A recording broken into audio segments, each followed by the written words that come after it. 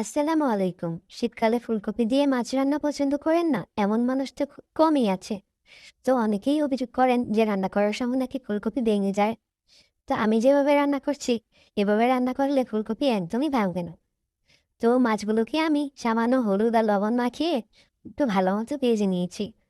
তো আমি আবার একটু কড়া করেই মাছ ভাজা পছন্দ করি, তাই আমি একটু কড়া করেই ভেজে নিয়েছি।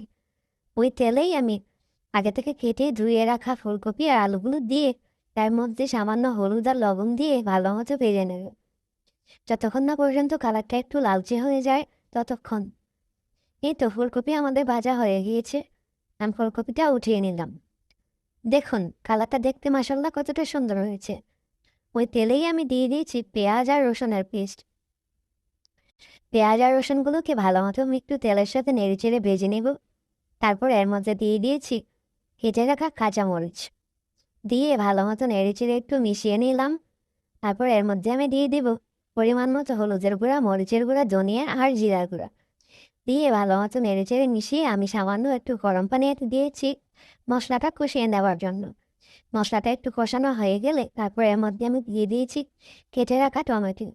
টমেটোটা দিয়ে একটু ঢাকনা দিয়ে ঢেকে রেখে দেবে। আমার ঢাকনাটা একটু কড়াইয়ের তুলনায় ছোট হয়ে গিয়েছে, কারণ আমি অনেক বড় একটা কড়াই নিয়েছি রান্নার জন্য। তো ফুলকপি রান্নার সময় আমি একটু বড় কড়াই ইউজ করি। তো ফুলকপিগুলোকে আমি দিয়ে দিলাম ভেজে রাখা মশলা টমেটোর মধ্যে, দিয়ে কিছুক্ষণ নেড়ে চেড়ে একটু মিশিয়ে তারপর ঢাকনা দিয়ে একটু কষিয়ে নিলাম। তো এভাবে করে আমি কিছুক্ষণ ফুলকপিটা কষিয়ে নেব। তারপর এর মধ্যে সামান্য একটু পানি দিয়ে আমি আরও কিছুক্ষণ ফুলকপিটা কষিয়ে নেব, মানে 99% সিদ্ধ হওয়া পর্যন্ত ফুলকপিটা আমি এভাবে মশলার সাথে কষিয়ে নেব।